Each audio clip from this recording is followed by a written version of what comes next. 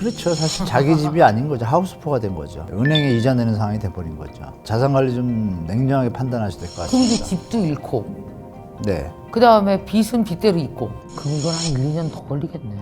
근데 일단 내년은 무조건 침체입니다. 100%.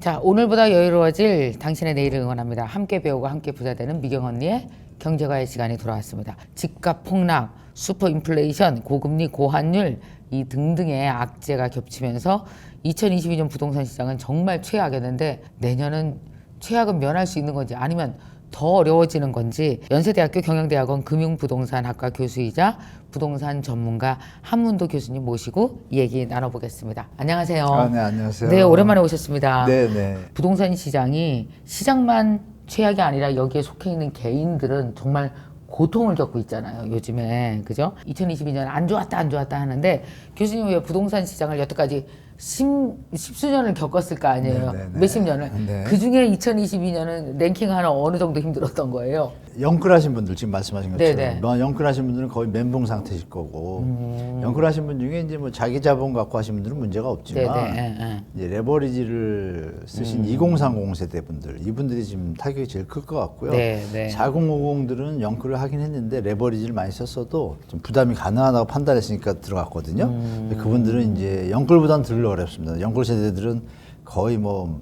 마통 뭐 신용까지 끌어가지고 한 분들이 꽤 계세요. 그래서 그분들은 거의 멘붕이고 나머지 이제 좀 영끌이지만 버텨보는 분들 계시거든요. 근데 다행히 정부에서 이번에 뭐 안심전환대 줄 때 같은 거 하니까 6억 이하나 좀 중저가 주택에 영끌하신 분들은 좀 구제가 될 것 같고 나머지 이제 고가 주택에 고수익을 노리고 하이리스크 하이리턴 하신 분들이 리턴이 안 되는 상황이 된 거죠. 그래서 제가 볼 때는 뭐 각오해야 될 것 같습니다. 이거는 예년에도 똑같이 되풀이되던 거거든요. 각오라면 어떤 걸 IMF 말씀하시는 때도 거죠? 그랬고 2008년 때도 그랬고 기억나실 거예요. 뭐 하우스푸어 기억나시잖아요. 대표님도 아시는 것처럼 하우스푸어가 지금 이제 존재하고 있죠. 표현은 안 나오지만 그래서 제가 볼 땐 지금 변동금리가 이제 1월 1일부터 새로 바뀌면 3개월 변동금리니까 영끌에서 하셨던 분들이 결정적으로 이제 9월, 10월, 11월, 12월이 금리가 많이 올랐잖아요. 그게 이제 합해가지고 1월 1일부터 새로 정산하거든요. 그분들이 이제 금리가 갑자기 많이 더 뛸 거예요. 근데 그분들은 이제 감당이 어려우면 지금 벌써 아파트가 매물이 경매가 좀 늘어나고 있거든요. 그래서 그 경매 물건이 보통 6개월 걸리니까 감정평가하고 내년 5, 6월에는 좀 많이 나올 것 같고 결정적으로 고정금리가 아니고요. 변동금리 중에서 이제 혼합형을 쓰신 분들이 계세요. 이 혼합형이 뭐냐면 한 5, 6년 전에 이제 많이 출시됐는데요. 5년만 이자를 내고 고정금리로 이자를 내다가 6년째부터는 변동금리로 바뀌는 상품이에요. 이게 또 꽤 많이 하셨더라고요. 이분들이 지금 깜짝 놀라실 거예요. 고정금리로 그냥 지내시다가 2, 3%였거든요. 지금 이제 뭐 조금 아까 말씀드린 그 혜택 못 보는 가격대에 있는 분들은 정말 예상치도 못한 지출이 나가야 되고 몇 배가 올라가겠네요? 그렇죠. 2, 2배에서 2배 반 됐다고 보셔야겠죠. 그래서 좀 심각하게 좀 어려우신 분들도 분명히 계십니다. 그래서 그분들이 자기가 버티지 못하면 결국 뭐 금융권은 뭐 인정사정 없잖아요. 3개월 지나면 경매에 붙이니까. 버티지 못한다는 건 이자를 내지 못할 경우 이게 이제 원리금 상환이니까 이자만 못 내는 게 아니라 원금도 못 갚으니까 은행 입장에서는 당연히 부실채권 처리하거든요. 그럼 부실채권 처리부서로 넘겨요. 그럼 그게 경매로 나와요? 네, 그 시간이 한 요이땅하고 6개월 걸리거든요. 우리가 경매법정에서 가서 물건 보는 데까지. 근데 그 사이에 그분들이 이제 특별히 재원을 마련할 길이 별로 없잖아요. 그렇죠. 거의 풀로 썼기 때문에 또 물가도 올랐죠. 그러니까 버는 건 한정돼 있고. 옆에서 땡길 수도 없어, 막을 수도 없다. 네, 금리가 더 세니까. 그러니까 그분들은 계산을 잘 하셔야 될 것 같아요. 지금 주택 가격이 하락 추세니까 만약에 작년에 꼭지에 잡았다. 그러면 지금 이제 좋은 지역 같은 경우에 만약에 지금 1억밖에 안 빠졌지만 내년에 어떻게 될지 모르잖아요. 더 빠질 수도 있다. 그러니까 이제 시나리오를 쓰셔야겠죠. 내년에 만약에 10%가 빠진다, 20%가 빠진다, 30%가 빠진다 놓고 그럼 내가 1년을 버틸까, 2년을 버틸까, 3년을 버틸까. 그러면 경우의 수가 딱 9가지 나오잖아요. 3, 3 곱하면. 거기다 대비하셔가지고 이게 내가 도저히 안 되다 싶으시면 일단 빨리 정리하시고 그냥 던져? 내려간 다음에 다시 사시는 것도 또 한 가지 어떤 자산 전략일 수도 있어요. 무리하게 똑같네요. 그렇죠. 사실 자기 집이 아닌 거죠. 하우스포가 된 거죠. 네, 은행에 이자 내는 상황이 돼버린 거죠. 자산 관리 좀 냉정하게 판단하셔야 될 것 그럼 같습니다. 이게 집도 잃고, 네. 그 다음에 빚은 빚대로 있고. 아니죠. 집을 털면서 예를 들어서 3억 가지고 7억을 레버리지 일으켜서 네, 집을 샀어요. 그런데 네. 1억이 내렸어요. 네. 갚으면 3억의 종잣돈에서 1억이 네. 빠지잖아요. 그럼 그럼 2억은 2억이 남잖아요. 아. 근데 만약에 집값이 2억이 더 내렸다고 가정할게요. 헐. 그러면 이제 1억이 도리어 더 이득이잖아요. 아. 그러니까 이걸 계산을 좀 하셔야 돼요. 근데 자기 지역이 아 이거 집값이 안 내려가겠다, 버티겠다라고 판단 드시면 자기가 버틸 수 있는지 계산해 보셔야죠. 버시는 거하고 이렇게. 그래서 대충 넘어가시면 안 되고 아 대충 집이 있어 뭐 끌고 막 이러시면 큰일 나요 나중에. IMF 때도 그랬고 글로벌 때도 그랬고 특히 저 다주택자분들 있잖아요. 네. 10개 가지신 분들이 제일 그렇더라고요. 5개 가지신 분들은 보통 보면 한두 개를 처리하셔가지고 유동성을 확보해서 역전세 나니까 보증금을 내줘요. 네. 10개 가신 분들은 그걸 안 내주고 주로 끌어오시더라고. 임대사업자 대출이나 이런 걸 다 활용하셔가지고 10개 정도 10개를 버티려고 끝까지 아까우니까. 아까우니까. 네, 내려간 게 너무 억울하니까. 그러다가 자빠진 분들 뭐 제 주위에 많이 있습니다. 그럼 그거 완전 부도잖아요, 부도. 그런 경우. 네, 그냥 진짜. 자빠진데 본인들이 얘기를 해요. 처음에 그러다가 그냥 타임을 놓치시면 안 돼요. 하다가 만약 한두 개 털어서 갚으려고 하는데 나머지 8개가 전세 보증금 다 달라고 하면 이거 못 막아요. 그러니까 미리 벌써 좀 하시는 분들은 10개 가지신다 그러면은 세네 개 정도는 벌써 정리하시는 거 욕심을 과감하게. 좀 버리고. 그렇죠. 그러면 충분히 버티면 나중에 또 이게 또 올라갈 때가 오잖아요. 그때 회복할 걸 계산하셔가지고 욕심을 줄이시더라고요. 근데 안 그러신 분들은 제가 볼 때 내년에 많이 힘드실 겁니다. 예. 그러면 지금 이제 영끌로 집을 산 젊은이들 내 집 마련 이미 일은 벌어졌어. 네. 지금 어떻게 해야 돼요? 정리하셔야죠. 뭘 바랍니까? 그건 말도 안 되는 게 제가 말씀드리지만 그러면 주식하신 분들이 더 많은데 주식 계좌가 역대 최대라 그러는데 그분들도 구해야죠. 더 나아가면 자영업자분들도 구해야 되는 거 아니에요?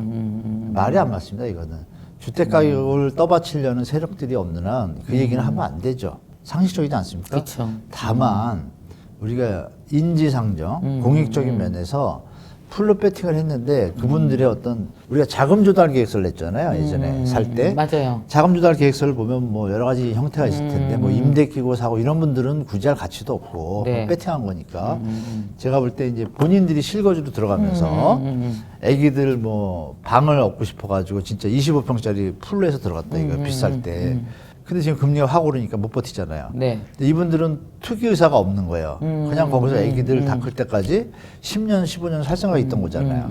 이분들은 사실 경제 주체죠. 네. 파산하면 경제 주체가 다 파산하면 경제가 안 돌아가잖아요. 근데 이분들은 생산을 하고 소득을 일으키는 분들이잖아요. 투기성이 아니니까. 그러니까 이분들은 구제했을 경우에 구제가 어떤 구제냐? 원금 탕감, 이자 탕감이 아니고 버틸 수 있게 도와주는 거죠. 그러니까 이자를 지금 못 내고 버티는 것 부분에 대해서 정부가 이자의 비율을 갖다가 낮추는 부분을 일단 보조해주고 오케이. 옵션을 거는 거죠. 전매 금지 15년, 20년. 정부가 제가 정부라면 오케이. 그러면 15년 살다 파는 건 누구라도 이해하잖아요. 그렇죠. 근데 이자를 지금 200만 원을 내서 생활이 안 되니까 자빠지는데 그걸 100만 원 내게 해주고 그 100만 원이 1년이면 1200이고 네. 10년이면 1억 2천이잖아요. 그럼 그 10년 동안 1억 2천을 벌 수가 있잖아요, 이 사람이. 그러면 10년 뒤에 갚을 수 있는 여지를 만들어주면 경제 주체가 움직이잖아요. 네. 요런 분들만 진짜 일부겠지만 이분들은 좀 도와줘도 괜찮다고 보고 나머지는 전부 그냥 정리. 그래야 됩니다. 안 그러면 큰일 납니다, 대한민국. 그러면 이제 앞으로 투기판이 더 벌어지죠? 맞아요. 예, 전 국민이 하라는 얘기인데 그건 앞뒤가 안 맞고 그런 그러네요. 얘기하는 공무원이 있으면 탐관우리라고 생각하시면 될 것 같습니다. 탐관오리. 되게 오랜만에 듣는 탐관오리. 네네네. 제가 아는 사람은 집을 샀어요. 얼마 전에요? 바로 얼마 전에. 그러니까 바로 저번 얼마 달에, 전인 거 언제? 저번 달에. 저번 달에요? 떨어졌다고. 집값이 아, 떨어졌다며. 많이 떨어진 데가요? 얼마나 떨어졌대요? 좀 떨어졌다고 그러던데. 한 10%, 20% 떨어졌죠. 예. 그래서 샀어요. 한남동 어떤 아파트야 아니면 네, 아파트요. 빌라? 훨씬 센데 단위가? 한남동은요? 굉장히 돈 많은 사람이니까 네, 산다고. 한 30억 할 텐데, 그죠? 네. 근데 근데 한 25억에 사셨나 보구나. 뭐 그런 거죠. 네네. 예. 근데 요즘 사람들 이야기는 왜냐하면 우리가 집값이 훅 떨어지는 걸 보지 못한 세대가 있는 거 아시죠? 네네. 2030은 다 못 봤죠. 2030은 못 봤잖아요. 첫 떨어지는 경험이잖아요. 걸. 첫 경험이죠. 오르는 것만 봤잖아요. 맞아요. 그래서 그걸 잊지 못하는 거예요. 그래서 그러니까 이제 요즘에 집값이 떨어지는 걸 그렇게 많이 떨어지지는 않을 거야라고 생각하고 요즘에 떨어진 걸 떨어졌다고 보고 이걸 살려는 사람들도 있는데 P는 I분의 R이라고 있어요. 그러니까 쉽게 말하면 우리가 투자했을 때 네. 버블이냐 아니냐를 판단하는 거는 P는 가격이에요. 만약 주택 가격이면 주택 가격이 아니라 이게 만약에 어떤 다른 투자 상품이라고 가정할게요. 네, 주택도 네. 지금 투자 개념으로 들어갔잖아요. 네. 그럼 다른 상품이면은 I분의 R에서 I는 임대료고 네. R은 연 임대료예요. 네, 네. 그러니까 현 임대료가 5%인데 만약에 뭐 집값이 5억이면 금액이 딱 나오잖아요. 네, 나누기를 네, 하면. 그렇죠. 근데 그 수치가 밑에 분모가 작아지면 가격이 높아지잖아요. 분모 밑에가 작아지면 커지잖아요. 네, 가격이. 근데 이게 높아지면 가격이 내려오죠. 근데 그렇죠. 이게 지금 높아지고 있죠. 2%였다가 5% 됐잖아요. 금리가. 이게 기대 수익률이란 말이에요. 아, 오케이, 그러면 오케이. 가격이라는 게 어떻게 돼요? 내려와야지 정상인 거예요. 왜? 집에 투자 안 하죠. 지금 실제 상황으로 연결해서 좀 편하게 말씀드리면 강남에 있는 아파트를 지금 20억에 샀는데 거주 요건이라는 개념 빼고 투자 개념을 볼 때 네. 그럼 임대를 놨을 때 임대 수익이 맞아야죠. 근데 지금 2%예요. 그럼 바보인가요? 바보세요, 그래요 제가. 아니 그 돈 갖고 은행 넣으면 지금 5%인데 더블인데 바보가 아닌 이상 왜 거기다 투자를 하십니까? 그럼 뭐라 그랬죠? 50억 될 수 있지 않냐 이 얘기예요. 그럼 50억이 지금 됩니까? 아니잖아요. 그러면 지금은 저거 했다가 충분히 떨어진다면 사시는 게 현명한 투자지. 뭐돈 많으신가 보니까 하세요. 그러면 기부라도 좀 하세요. 이렇게 얘기를 하죠. 제가 대놓고.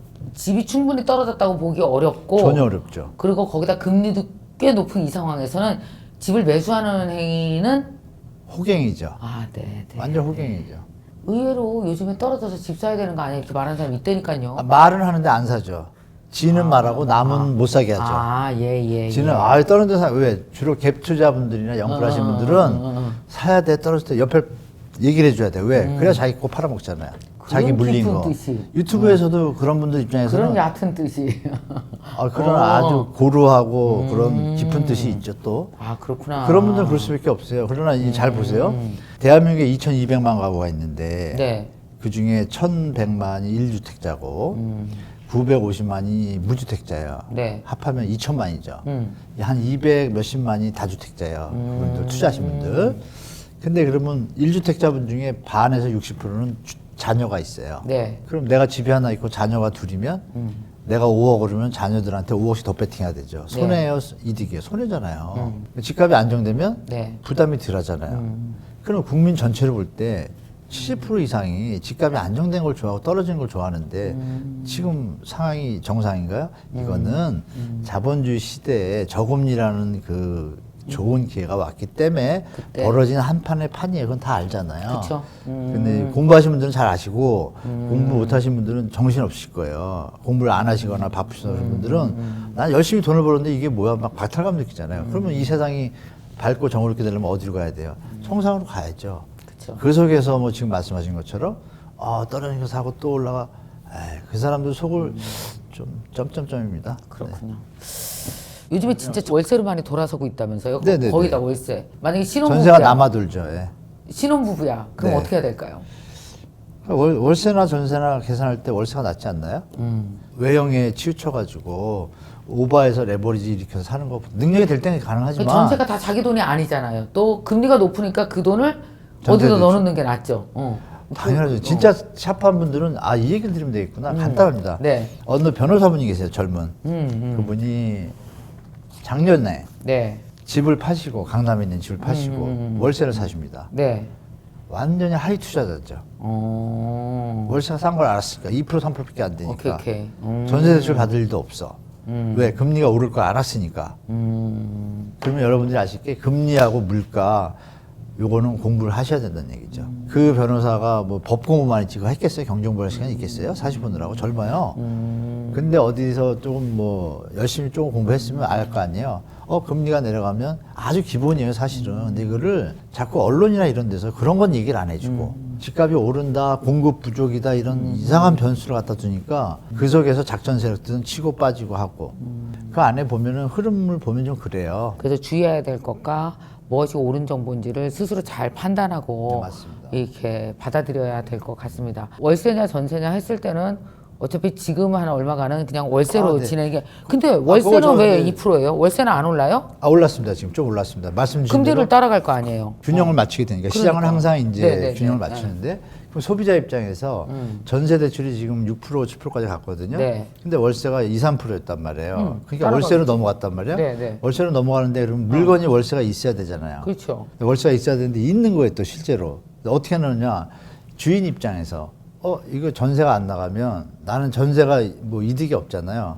자산이 있으면 자기 돈을 집어넣고 전세 입자를 내보내고 월세를 돌리는 거예요. 근데 월세 이율이 조금씩 올라가기 시작했죠. 월세 이자율이 올라가서 월세율이 지금 4.5% 5%까지 갔습니다. 지금 많이 올라왔어요. 월세가? 네네. 아파트가 그럼 좀 월세가 물건이 많은 데는 한 3.5, 4%대 되고 월세 기준으로 그리고 한 5%까지 올라왔어요. 근데 전세 대출은 6, 7%란 말이에요. 그럼 1, 2%도 크잖아요. 좋은 아파트들은. 그러니까 아직도 월세로 가고 있는 거예요. 그러나 이제 균형점이 거의 맞았죠. 근데 맞았는데 물건들은 많이 남아. 왜? 월세도 안 가고 이쪽도 안 가고 다운 사이징. 예를 들면 영등포에 계신다. 네. 월세 자꾸 올리잖아요. 근데 경기도에 집이 남아돌아 지금. 그죠? 경기도니까 너무 싼 거예요. 다시 2%짜리야. 그걸로 가는 거야. 됐다. 내 몸 하나 이렇게 바쳐서 가족 편하게 살고 출퇴근 시간 한 30분 더 하면 되지. 근데 이득이 많잖아요. 네. 가정은 편하고 자기 몸만 조금 더 하는 거. 요새 유튜브 발달해서 유튜브 볼 때 그걸 넘어가는 거예요. 그래서 경기도는 넘어가는데도 만약에 100명이 넘어갔으면 100개의 집이 있으면 채워줘야 되는데 100개가 아니라 300개가 나오니까 집이 지금 경기도가. 이 추세는 앞으로 이어지겠죠? 이제 뭐 몇 억씩 넣어놓고 있잖아요. 전세 뭐 2억, 3억 이렇게 넣어놓고 있단 네네. 말이에요. 그걸 이제 갚아주지 못하는 깡통 전세들이 많죠. 계속 내년엔 더 나오나요? 어때요? 네. 그럼 어떻게 해야 돼요, 세입자들? 세입자분들 중에 이제 전세보증보험 들은 분들은 좀 계시거든요, 많이. 네. 안 드신 분들은 좀 문제가 되는데, 깡통이라도 집값이 워낙 높았는데, 전세를 너무 높이 들어간 분들은 사실 다 본 적 없습니다. 좀 고생하셔야 돼요. 고생하셔야 되는데, 그 집을 인수하는 방법이 있겠죠? 인수하면 뭐예요? 깡통인데. 제가 어떻게 조언을 드릴 말씀은 없고, 그냥 마음의 준비를 하시는 게 좋을 것 같습니다. 정부에서 대책을 내줄 수 있는 게 한계가 있어요. 그게 한계가 있기 때문에. 지금부터는 이제 그러니까 월세가 더 날 수도 있습니다. 깡통 전세 될 가능성이 있는 지역도 많기 때문에. 그 얘기는 사실 좀 작년부터 말씀드렸거든요. 그럼 전세를 빼서 그 적당한 곳으로 월세를 가는 것도 방법이네요. 위험하겠다 싶으면. 지금이라도 늦지 않았습니다. 제가 볼 때. 정말 안전하게 하려면 전세 대출 이자 내느니. 네. 그럼 또 전세돈이면 월세로 가고 전세돈 은행에 넣어도 5%가 나오잖아요. 근데 월세율 뭐라 그랬어요, 제가? 5% 수준이라 했잖아요. 똔똔이잖아요. 그쵸. 사고 날 일은 없잖아요. 그럼 당연히 월세로 가야겠죠. 그래서 월세로 자꾸 하는 거예요, 사람들이. 우리 시청자분들이 불안해서도 가는구나. 스마트한 거예요. 그런 분도 계시고 이런 분도 계시고 스마트하니까 이제 안 속는 거예요, 시장에. 뭐 그렇게 보시면 될 것 같습니다. 예. 그러니까 전세 월세 가시는 건 고납니다. 당분간은. 1, 그래요? 2년은. 네. 2년 뒤에는 시장 보시고 다시 한번 자산 관리 전략을 세우시면 될 것 같아요.